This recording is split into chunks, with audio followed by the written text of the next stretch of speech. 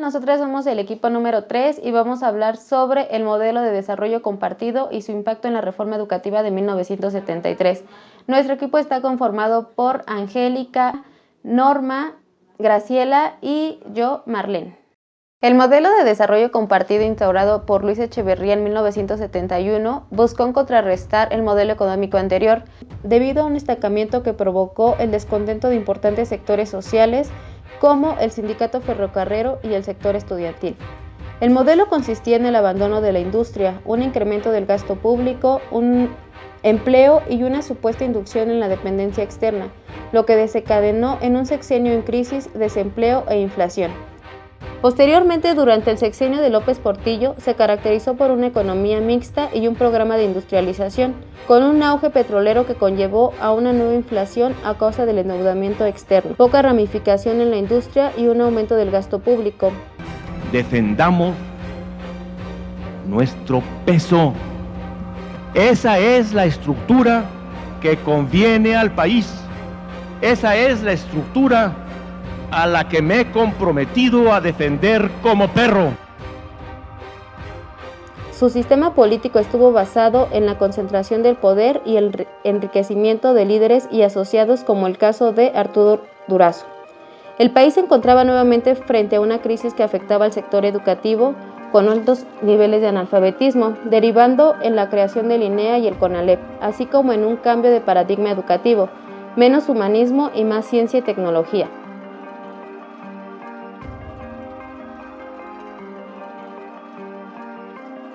En este contexto de crisis, llegan al poder los tecnócratas con Miguel de la Madrid al frente, quien instauró un nuevo modelo de economía mixta, la cual involucra una reducción del gasto público y un programa de producción y distribución de productos básicos que se le conoció como el PIRE.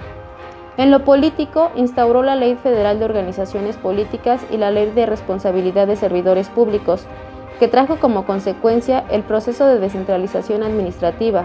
Además, aprobó los ingresos al GATT con una reducción de aranceles para la importación y la apertura al libre comercio. Con el terremoto del 85 surgió una nueva crisis económica y nuevos programas económicos con la misma tendencia, que lejos de aminorar provocó una devaluación, financiamiento externo condicionado y un reordenamiento en el sistema económico.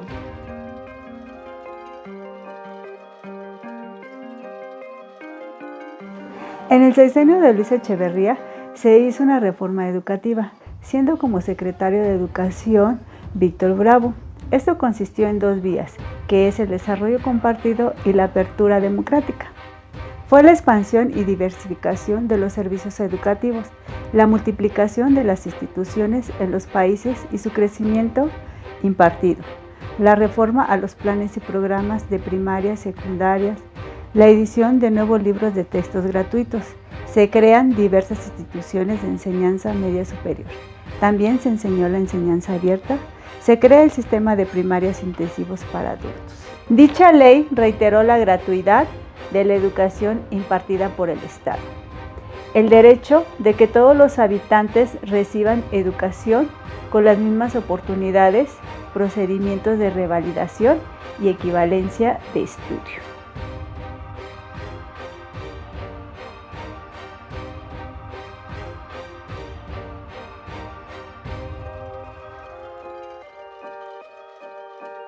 En 1976, el gobierno optó una vez más por aplicar de medidas restrictivas de política económica. Pareció olvidar la experiencia de 1971 y tampoco tomaba en cuenta que era poco probable que el sector privado aumentara sus inversiones cuando se había hecho más tensa su relación con Echeverría. En septiembre, el gobierno abandonó el tipo de cambio fijo del peso frente al dólar y adoptó la flotación. Prácticamente al día siguiente comenzaron a presentarse presiones para que el gobierno estableciera una partida fija a fin de llegar a un acuerdo en materia de ajuste salarial. El 11 de septiembre, el Banco de México fijó la nueva paridad en 19.90 pesos por dólar. Así, el porcentaje de la devaluación fue del 58%, de 12.50 a 19.90.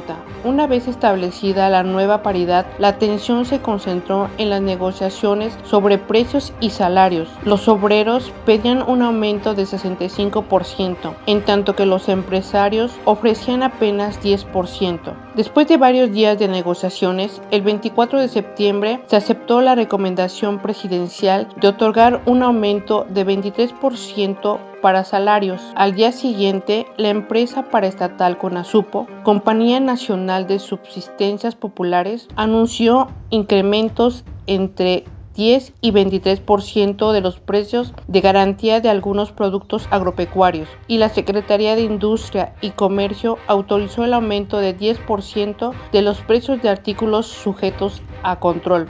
La continua devaluación aumentó las críticas contra el gobierno, basadas en el argumento de que la situación económica era el resultado de la política aplicada a lo largo del sexenio, la cual, además de ser equivocada e ineficaz, constituía una prueba irrefutable del fracaso de la llamada política de desarrollo compartido y de su inoperancia como la alternativa frente al desarrollo estabilizador. En el periodo de 1982 a 1988, cuando fue presidente Miguel de la Madrid, hubo una crisis muy dura en la cual se disminuyó el presupuesto al sector educativo. Posteriormente se les otorgó a los niños de 5 años un año de preescolar. En 1983 presentó el Programa Nacional de Educación, Recreación Cultural y Deporte, descentralizó la educación y reformó los estudios de educación normal. Los procesos de descentralización se formalizaron hasta el periodo de Salinas de Gortari.